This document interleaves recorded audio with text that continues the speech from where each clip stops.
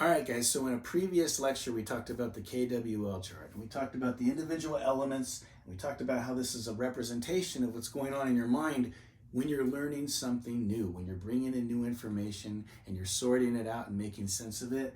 This is what's actually going on. And the cool thing about it was you can activate this. You can purposely use this when you're about to learn something new. This ties in with the process of analysis, okay? Analytical thinking is a big part of English 1A. It's not just writing. It's actually taking apart things and looking at them more closely and then forming arguments about those things and writing about it. That's really the heart of what English 1A is. So, what is analysis? How do you analyze something that you're looking at or reading or listening to so that you can make opinions about it and then write about your opinions? Again, this guy can help you with that. In particular, for today, I want to focus on this column right here, the W column, what you want to know. Again, we said that's questioning, right? Questioning is incredibly important, not only because it gives you a purpose in reading. Remember we talked about that, how if you have questions, it means you're engaging the text directly, you're actively engaging that text and looking for answers. Well, when you're doing that, when you're looking for those answers, you're also thinking about it in a different way, right? But then that raises an issue of the types of questions that you're asking. Are they good questions? Now, there's an argument that there's no such thing as a dumb question, and I happen to believe that. All questions are good because they all lead to something. However, I do believe that also not all questions are created equal, okay? Some questions are better than other questions. Some questions are very shallow, very much on the surface, and they don't lead to greater understanding. And then other questions are the opposite. They're very penetrating questions. They lead to a very deep understanding. What that means is you should be able to categorize the questions that you're asking. You should understand what types of questions you're asking so that you know what type of information you're trying to get from this source, from this text, whatever it is that you're working with. So how do you do that? How do you categorize your questioning? That's what today we're going to talk about. So to that end, what I have here is a chart of the types of questions a person can ask, okay? Now this chart is going to be available for you. You're going to need this later on. We're going to be using this when we're analyzing some of the works that we're reading. In fact, for this very next essay that we're going to be working on next, you're going to need to understand this chart. So this is really important. This is called the levels of comprehension, because it leads to different levels of understanding. The type of question you ask determines the type of information you're going to get in return. So like I said before, the deeper the question, the deeper the information. So according to this map, you have 4 basic types of questions, okay? It starts out with a literal question. Look at that very first one. Literal. What does literal actually mean? Well, literal basically means it is what it is, okay? It's the facts. If you look at some of the terms down here, dates, specifics, setting, data, traits, these are things that are provided by the text. These are just facts, data. It's just the things that the author presents to you that you can see in the actual text. That's what literal information is, okay? It's the simplest kind of question. A literal question does not give you a very deep understanding. It's really just pointing out the facts that are already present in the text. So, for example, in the beginning when we talked about the KWL chart, I used Little Red Riding Hood, the fairy tale of Little Red Riding Hood, as an example, right? Hopefully most of you are familiar with the story of Little Red Riding Hood. That's kind of why I picked it. What is a literal question that I could come up with about the story of Little Red Riding Hood? So, for example, if I were to ask the question, what was the color of Little Red's cloak? You would probably say red, wouldn't you? Because it's a very obvious question with a very obvious answer. It's even in the title. Little Red Riding Hood, the color is right there, right? That didn't require much thinking on your part, did it? You just automatically knew the answer. That's what literal is, okay? I can go back to the text, in this case, just the title, and I can see the color red in the title, and there's my answer. Notice this oval right here. That oval represents the amount of work that you're doing, you, the reader, are doing, okay? If you go to the bottom of this chart, right there, the lines represent what the text is providing. The clear part is you, the reader, and then the author is blue dots, and that comes up later. So if you go back up here, the text is doing most of the work. Look where the lines are, right? This part right here. That's the text. It takes up most of the oval because it's already done most of the work. In finding the answer, what color was Little Red's cloak, the text gave me the answer. I didn't have to do much work. And that's why the top part of the oval is clear. That's me. I didn't have to do very much. This is the most basic kind of question. And like I said, it doesn't lead to much understanding, but it does fit in to this map in an important way. And we're going to discuss that in a little bit. So that's literal. The next level of questioning is inferential questioning. And if you notice, it contains the word infer. What does it mean to infer something? It basically means to make an educated guess. Not a guess, but an educated guess. A guess is just pulling stuff out of thin air. But an educated guess is based on knowledge. It's based on something you already have, which means you're pretty sure you know the answer, right? That's what makes it an educated guess. In this case, notice here, the text is doing half the work, and then up here is the reader, and you're also doing half the work. So the work is divided more equally this time, okay? You and the text are working together. An inferential question has to do with prediction. Like I said, making educated guesses about something. It means you're pretty sure you know what the answer is.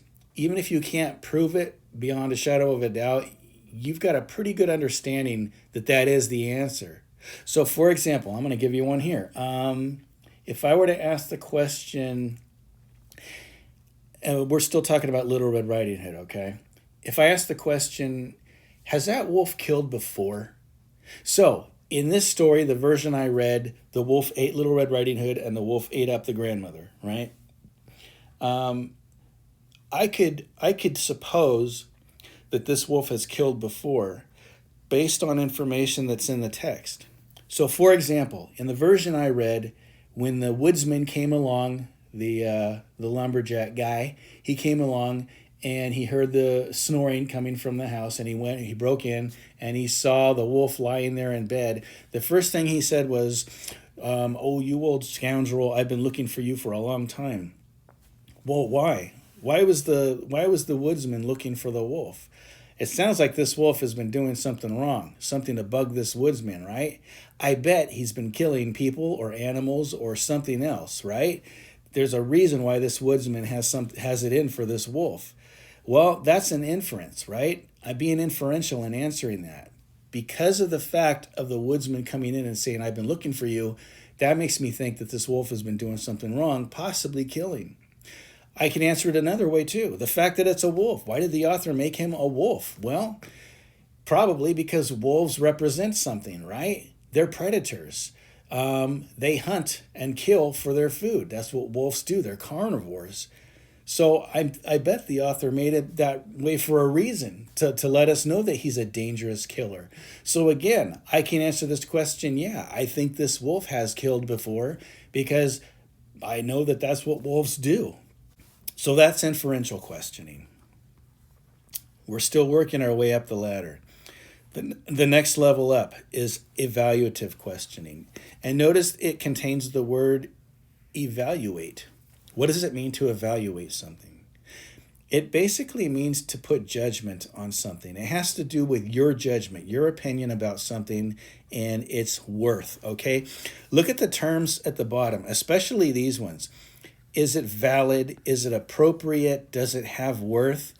These are the ideas that are really letting you know if it's an evaluative question or not, okay?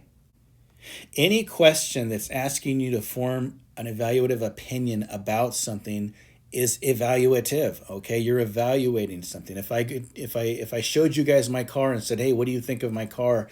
That's an evaluative question. I'm asking you to evaluate my car. What do you think of it, right? And the answer is totally up to you. It could be negative or positive, and it's not wrong. It's your opinion about that thing. So how could I ask an evaluative question about the story of Little Red Riding Hood? Well, I could evaluate the characters. For example, Little Red's mother, right? Her mother sends her alone into the woods to travel to grandmother's house with a basket of goodies, knowing that there are dangerous animals out there. If I were to ask, was it appropriate? In fact, I'm even using that word, right? Appropriate. Was it appropriate for Little Red's mother to send her alone into the woods? That's an evaluative question. And I'm evaluating her mother in asking that question, basically. I'm putting out the question of appropriateness and worth. I'm basically asking, is she a good mom? And my answer would be no. You know what? I don't think so. I think that was incredibly unwise to send a little kid alone out into the forest. And I'm being evaluative by saying that. That's my opinion. Maybe there's someone out there that would say, no, it's a good thing. She's teaching her a lesson, blah, blah, blah. But the point is, we would both be right because we both have an opinion about that. And that's what evaluative is. Notice this time, look at the oval. I'm doing most of the work here, right? This is me, the clear part. The text is providing a little bit of information, but now I'm just taking that little bit of information and I'm making my own opinion about it. That's what makes it evaluative. The last level of questioning is appreciative, and it's the highest level of questioning according to this chart because it draws on the other three, and it also leads to the deepest kind of answer. Appreciative has to do with, and notice this, the author's purpose, okay? Any question that is asking about the author's purpose is an appreciative question. I always say that it's the easiest question to ask and the hardest question to answer. That's how you know it's an appreciative question. Because look at all the blue dots in the oval this time. Remember that represents the author? The author is doing a bunch of work here. He's put a bunch of information into this text, as well as the text itself is doing a lot of work too. Both are working equally. This time it doesn't show me, but if you could think of it, think of this whole thing as including the reader, because the reader is now doing a lot of work this time. It fills in the whole oval, basically. Here's what I mean by an appreciative question.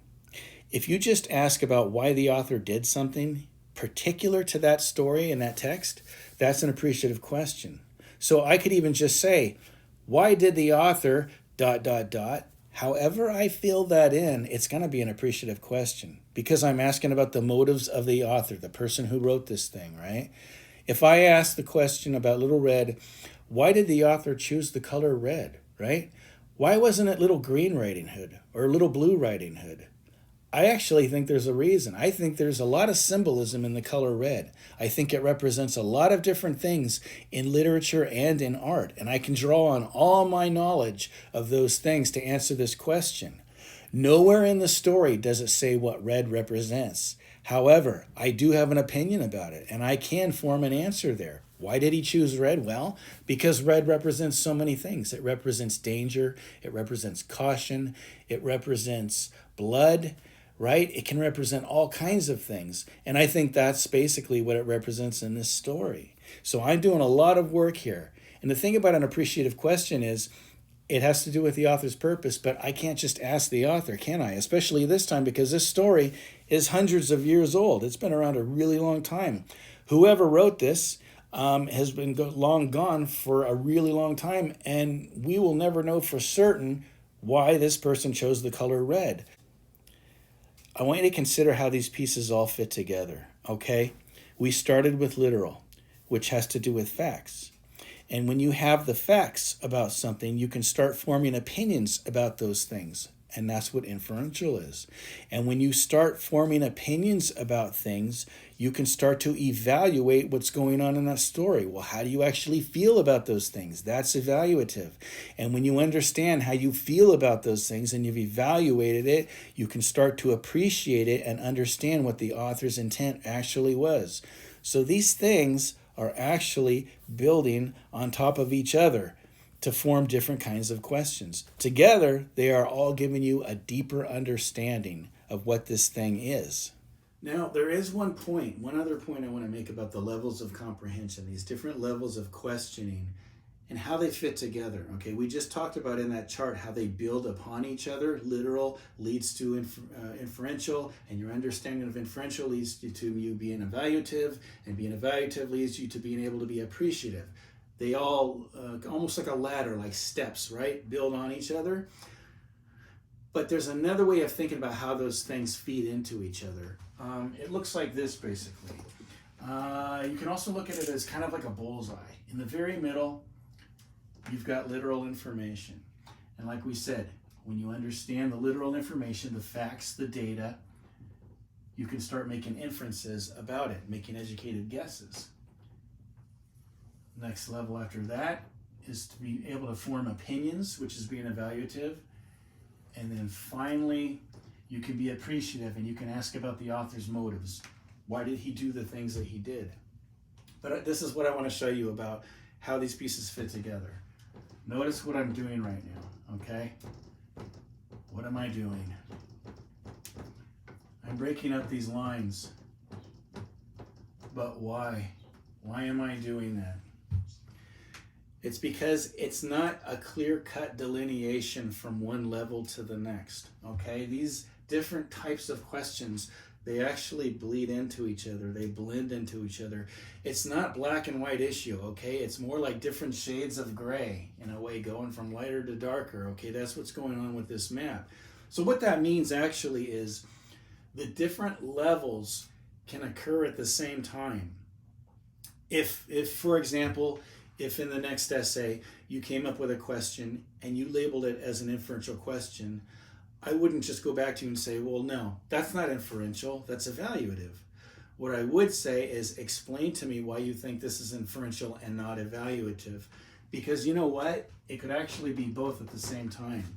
A question, if it's a really complex question and a thought-provoking question, can very easily blend two or more of these at the same time.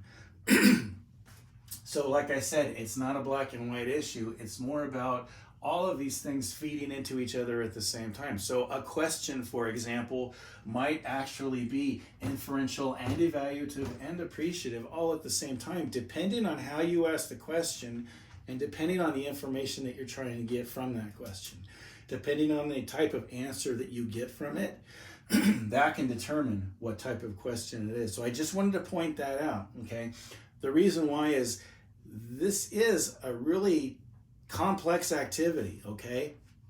You're going to be coming up with questions about the fairy tale that you chose to read about. That's going to be the basis for the next essay that we're going to write. In order to analyze that fairy tale, we're going to ask questions about it, which means you need to know what kinds of questions you're asking. And these are the kinds of questions that you're going to ask. You're going to apply this structure of questioning to the fairy tale that you chose to read, and that's how we're going to start the essay, basically.